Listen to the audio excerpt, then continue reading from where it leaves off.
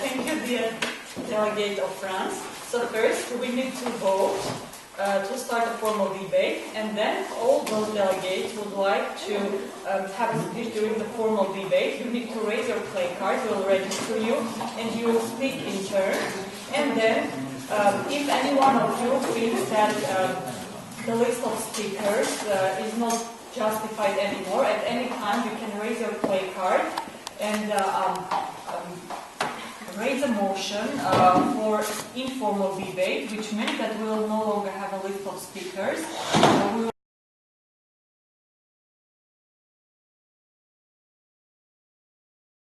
Yes. So there's two things: short-term goals and long-term goals.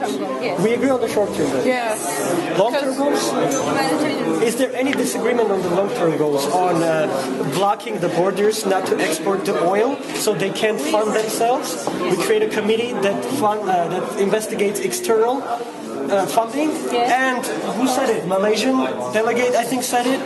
Mass media thing, because they are also concentrating on it too much. Can you paraphrase what they said? Because I don't recollect. They say like you can use the mass media to spread the awareness about the problem, like the Western countries are being everywhere.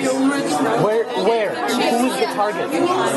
I don't see a problem in your case. I really don't. I try to, but I can't. This oil costs Is there? No, why? They have oil. They have oil. They have oil. They export They it. don't care about your oil. I'm sorry to say that. No, there's also, I'm telling you, there is a resolution passed. It's resolution 2178. Which says what? Which puts sanctions that borders should be closed. Everything that you guys mentioned has already been passed in a resolution.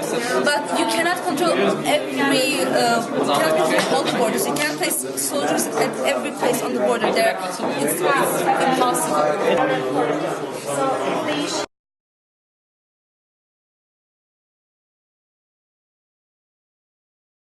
Homes, their tanks, their guns, their trucks. Yes, but where are these people hiding? They're not hiding. They're killing people right now. When they're killing people, they're not hiding while they're killing the people. They're physically killing people. I say there is clear evidence. Wait. Clear evidence of what? Clear evidence of what?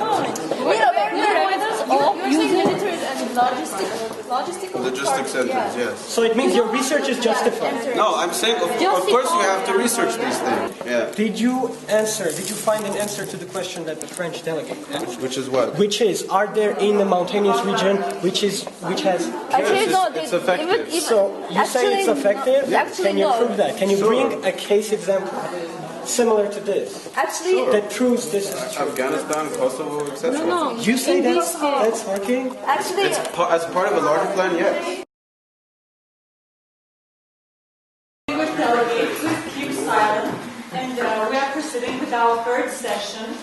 And as the moderated caucus lasted too long, we will be late for our coffee break. But so now we have two draft resolutions. So after presenting each of them, we will have speeches for and against the draft resolutions. So, and there are some comments regarding the resolution by the Republic of Chad, France, People's Republic of Thailand.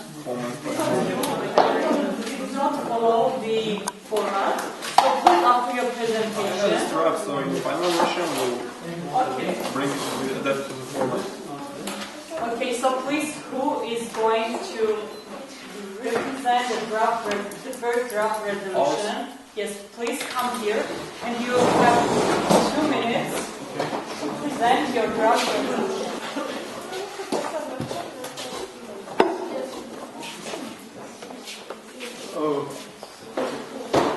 So, the first point is that we will send United Nations protection force to... Sorry, can you please, at the very beginning, present who are the sponsors? Okay, sorry. So, the sponsor countries are Federal Republic of Nigeria, Republic of Chad, People's Republic of China, and Russian Federation. The signatories are Republic of... So, the first point is that we should send United Nations protection force to Sinjar region to protect the Yezidis. The second point is the establishment of military staff committee in accordance with the article of 47 which will monitor the situation of UN protection mission and will allow the use of limited assistance of Air Force with the condition of only under the direct threat of ISIL acquiring a military airplane in order to help the protection forces. Basically it says, if they have Air Force, we will use Air Force. If not, then we don't use it. Next. Also, in order to help the Yezidis, we are going to send humanitarian help to them, and also to their camp in Turkey, where refugees are now located, the majority of refugees. After having ensured that the Sinjar region is safe, we'll try to persuade the Yezidis to move back to their original living places. And we'll try to constantly monitor the situation in the region and to appropriately report the situation to the international society. So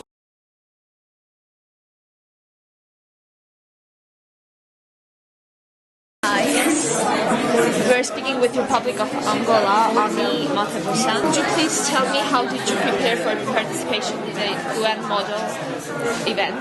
Well, before the event itself, before the conference, we had several trainings. We had 3 trainings in a row every Saturday, and we had some speakers and guests that actually told us about the situation, different positions that the countries could have. So accordingly, we were given some countries randomly, and we had to do some research about a certain country, what the country itself thinks about it.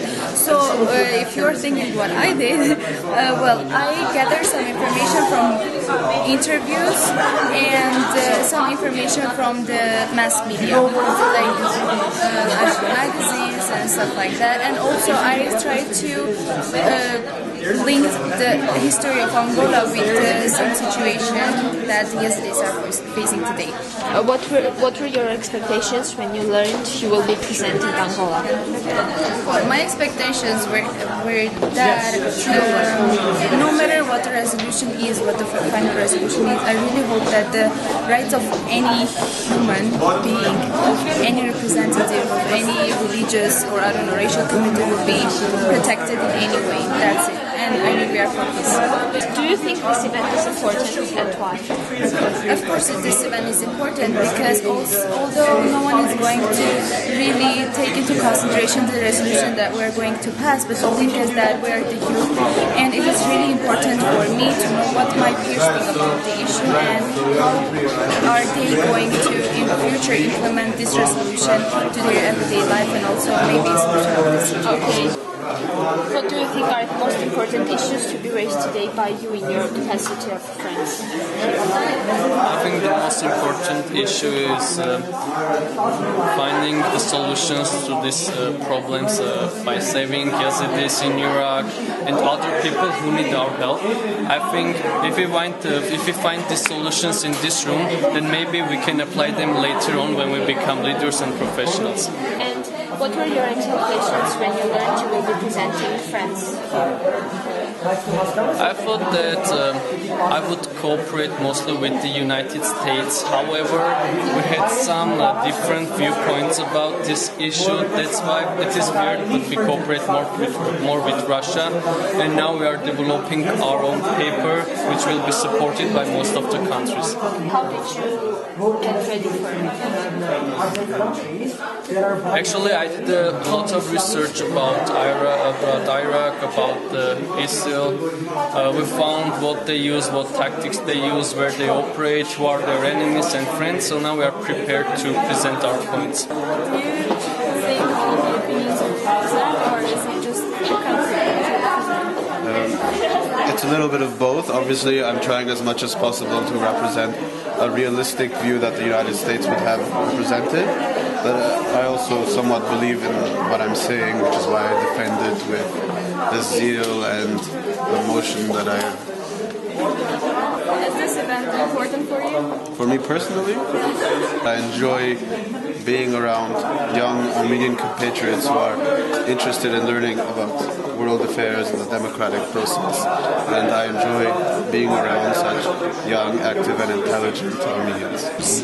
I think whatever the other countries have been mentioning, the different points, humanitarian aid, military intervention, trainings, their recruitment, they are all important points. And I think the most important point that needs to be raised is that we need military intervention, because this is an urgent issue, and we need to discuss whether that is the best solution that we can offer. What were your expectations when you learned you will be presenting Jordan here? I'm actually myself, I'm from Syria, so when I found out that I'm going to represent Jordan, that was a really good experience. Like, I was happy about it because I understand how the religion of Islam in a way, and I've been in touch with Muslim people, and that way I can feel like I can represent them, I can represent Islam and whatever they think.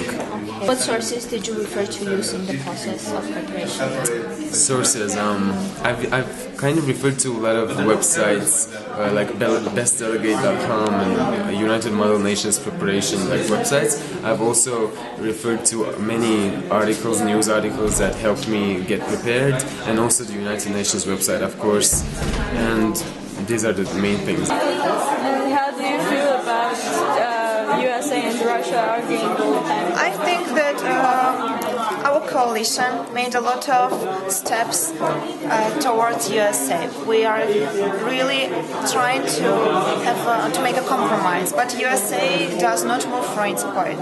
And I think that this negotiation is just will not ever finish until USA realizes it is not the only power in the world, and it has to talk and negotiate with other countries. Because we're making steps towards them to come to the compromise, but USA does nothing.